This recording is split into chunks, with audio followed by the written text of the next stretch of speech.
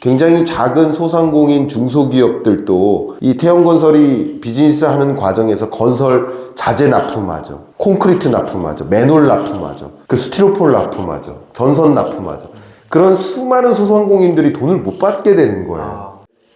요즘 그 부동산발 PF 위기 다들 알고 계시죠? 저도 지금 상당히 관심을 갖고 보고 있는데요. 이 분야 최고 전문가인 우리 김강석 경제 교수님을 어렵게 모셨어요. 지금 막 준비된 게 아니라 급하게 잠깐 좀 모셔가지고 좀 질문 몇 가지를 드려보도록 하겠습니다. 네. 괜찮으십니까? 아, 그럼요. 마구 주십시오. 네, 마구 반갑습니다. 드릴게요. 네. 물론 이제 워낙 공적인 자리에 많이 나가시잖아요. 기업체나 이런 데들. 네. 그런 거보다 약간 저희 채널은 불인이 분들이 좀 많이 보시는 네. 거거든요. 네. 그래서 좀 쉽게 풀어주시면 네. 감사할 것 같습니다. 그렇게 하겠습니다.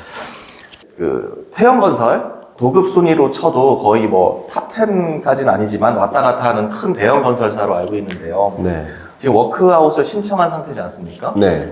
자산 매각하겠다, 뭐 회장님 뭐 사제 출연하겠다 이런 식으로 해서 자구안들이 나오고 있는데 예상외로 채권단의 반응이 우호적이지가 않습니다. 네.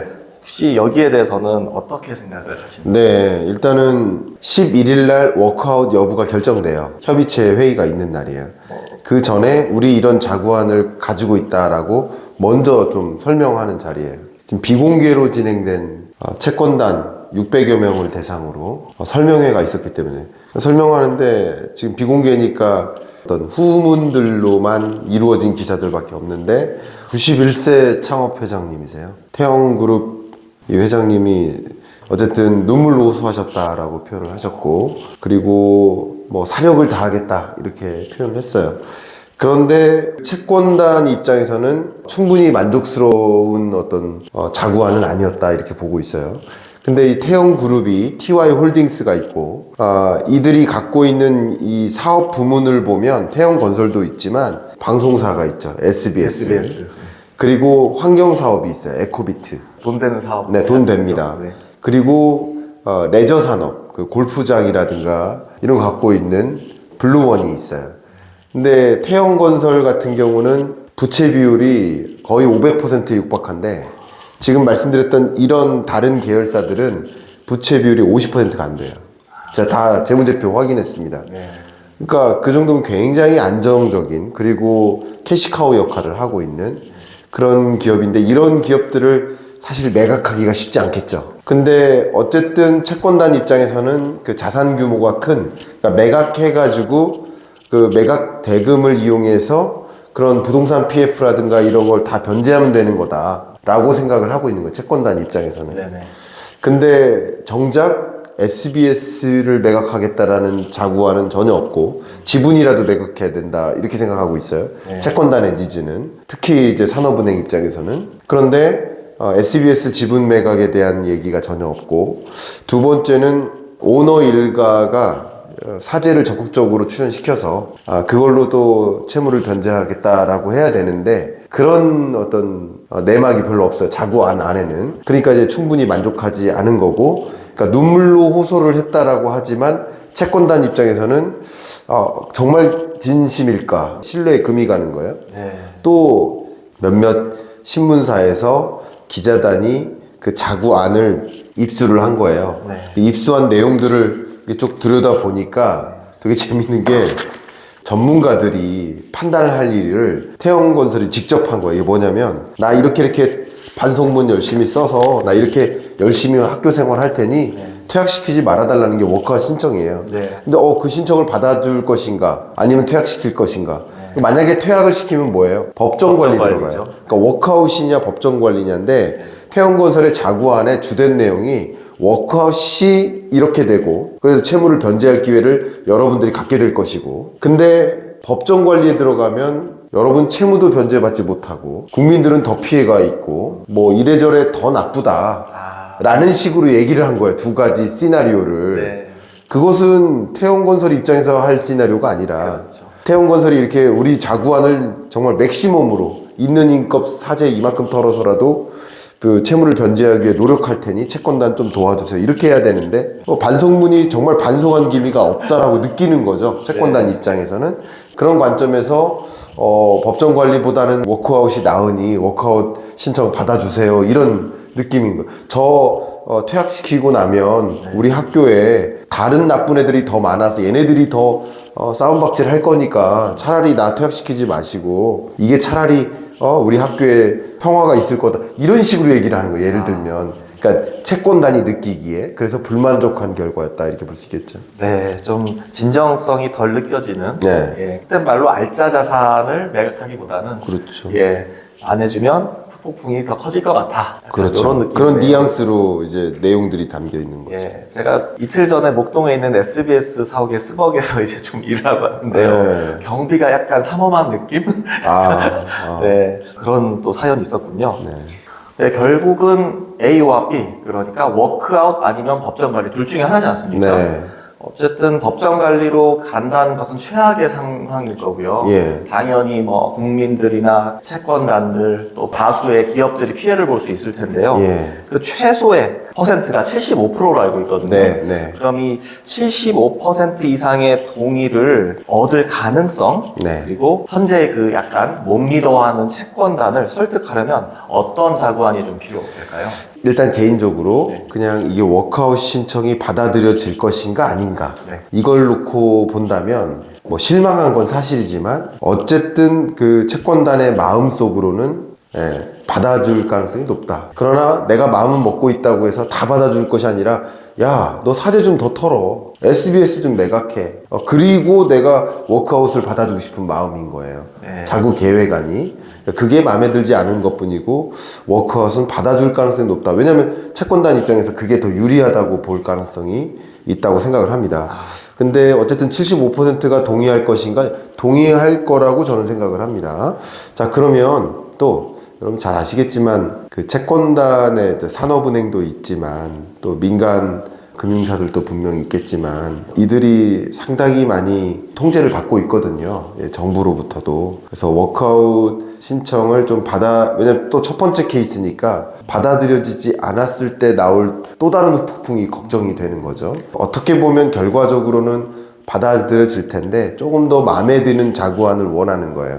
그랬는데 거의 첫 발부터 삐걱거렸던 게 뭐냐면 이 태영 그룹이 있고 TY 홀딩스가 있죠. TY 홀딩스가 태영 인더스트리를 매각합니다. 그 매각했으면 매각한 자금이 있죠. 그 자금 중에 대략 한 1,500억 원 이상, 1,549억 원인가요? 그만큼을 태영건설에 지원할 것으로 약속을 했었단 말이에요, 원래. 근데 TY 홀딩스가 자기의 연대채무를 갚는 쓴 거예요. 그러니까 TY 홀딩스의 연대채무. 네, 그러니까 순서가 좀 잘못됐네요. 잘못된 거죠. 네. 그러니까 적어도 태영건설에 뭐 1,500억 원 이상을 채무를 변제하기 위해서 협력업체나 그 시공사나 시행사나 이런 기업들한테 변제하기 위해서 썼어야 되는데 그 TY 홀딩스가 갖고 있는 연대채무를 갚는 데 썼고 고작 400억 원만 태영건설에 한 거예요. 그러니까 그러면 태영 인더스트리를 매각한 그 노력이 마치 1,500억 원 이상을 태영건설 채무 변제를 위해 쓰일 것처럼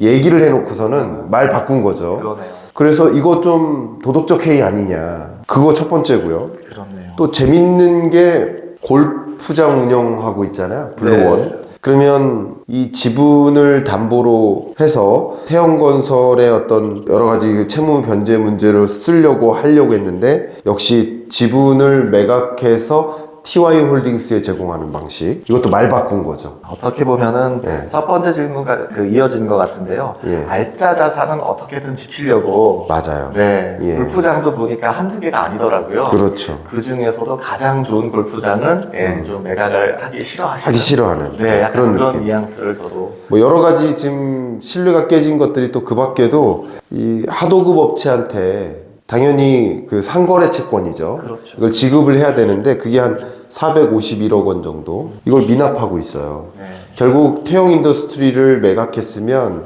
이 상거래 채권을 납부를 한다거나 이런 노력으로 다 써야 되는데 정말 전력 투구를 안 하고 있다. 네네. 예, 그리고 약속과도 다르다. 이렇게 채권단이 느끼고 있어요. 그러니까 지금으로서는 워크아웃이 제대로 받아들여지게 하려면 오너 일가의 사재도 어느 정도 투입하겠다라는 그 자구안에 담겨야 되겠고, SBS도 일부의 지분이라도 매각하는 노력을 하겠다라는 그런 내용들이 자구안에 담겨야 될 텐데, 과연 담길지는 모르겠지만 담도록 노력은 할 것이고요. 오늘 결과 그런 것들이 좀 반영된 자구안을 가지고 워크아웃이 신청이 받아들여지지 않을까 생각합니다. 네, 교수님께서는 어쨌든 약간 대마불사 느낌인데요. 네. 그래도 법정 관리 가능성 높지 않다. 이렇게 네. 말씀해 주셨는데, 네. 그래도 혹시 모르니까요. 네. 채권단에 75% 이상의 동의가 안 나왔다. 네. 하면 이제 다음 절차는 어떻게 될까요? 예, 그 다음 절차가 법정 관리인 거죠. 그쵸. 그러니까 지금으로서는 워크아웃 신청이 받아들여지느냐, 받아들여지지 않으면 법정 관리로 들어간 거죠. 네.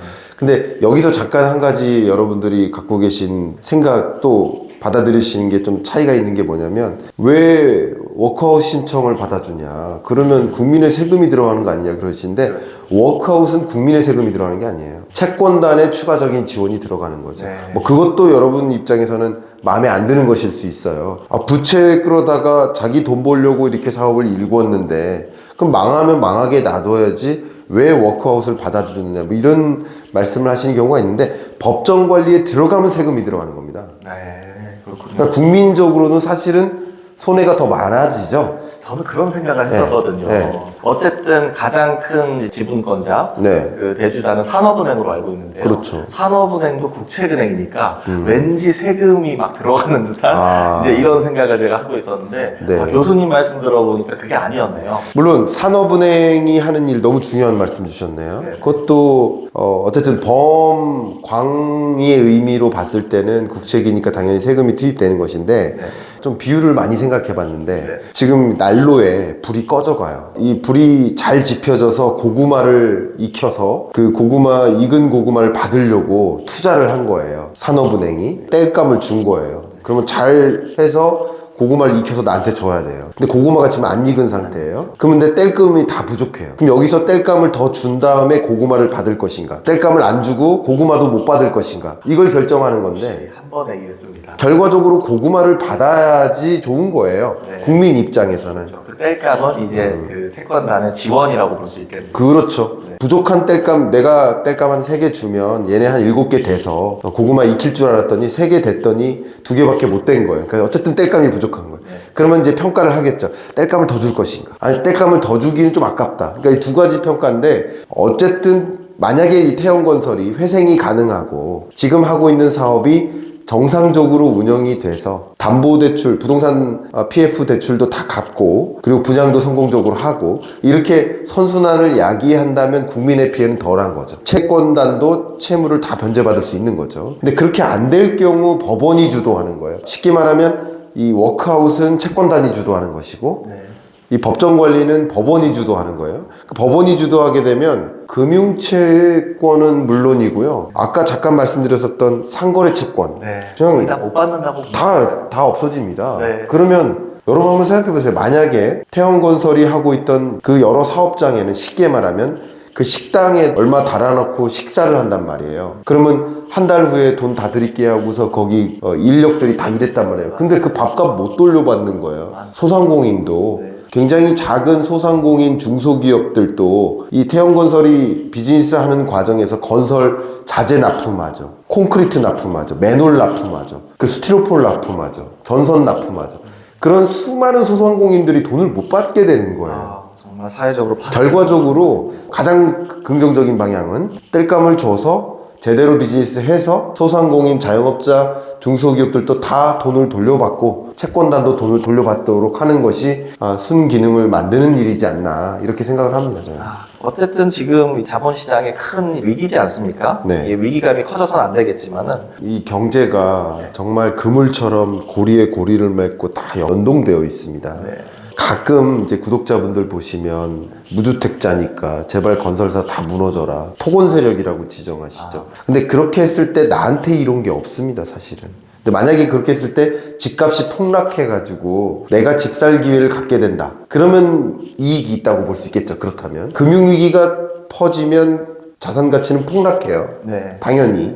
근데 지금처럼 이런 부동산 PF 부실 문제가 금융위기로까지는 전개되지 않도록 모든 그 빈틈, 살얼음 부분을 다 지금 깡깡 얼게 메꾸는 중인 거예요, 정부가. 시멘트 바르고 있는 거예요. 네. 절대 터지지 않도록. 근데 그런 과정에서 과연 금융위기로 전개될까? 부동산 PF 부실이 있는 거 맞아요. 근데 이게 쓰나미가 오고 이걸로 인해서 정말 금융위기로 올 것이야. 저는 그렇게 생각하진 않아요. 그러면 금융위기가 오지 않는 한 부동산 PF 부실 문제가 있으면 있을수록 오히려 집값 상승 압력이 될 수 있어요, 장기적으로. 왜 그러냐면 추가적인 공급이 안 돼요. 그 금융사들이 대출을 안 해줘요. 네. 건설사는 대출을 안 해줘요. 그러면 추가적인 아파트 공급이 줄어요. 공급이 주니까 가격은 오히려 올라가고요. 부실 문제를 해결하기 위해서 우리 한국은행은 어떤 의사결정을 내릴까? 금리를 빨리 인하해야 되는 상황이 되는 거예요. 금리 인하를 유도하거나 주택 공급량을 위축시키는 요인이 되는 겁니다. 부동산 PF 부실이 금융위기까지 확산되지 않으면 무조건 그냥 안 좋은 건 집값 하락 이렇게 생각하시는 분들이 계신데 그건 아니다라는 것을 좀 강조해서 설명드리고 싶어요. 아, 그렇군요. 네. 네. 경제 현안을 교수님 모시고 좀 쉽게 풀어보는 시간을 가졌는데요. 어떻게 보셨는지 모르겠습니다. 또 추가로 궁금하신 점 댓글로 많이 남겨주시고요. 감사하게도 교수님이 저희 바른자산 경제 고문님으로 저희가 좀 모실 수가 있게 되어서 종종 모시고 경제 현안 여쭤보고 또 이렇게 답변도 해답도 얻고 이런 시간을 가져볼 예정입니다. 많이 응원해 주시고요. 또 기회가 된다면 다음 시간에 뵙도록 하겠습니다. 귀한 시간 내주셔서 감사합니다. 제가 교수님. 감사합니다. 감사합니다. 네. 네.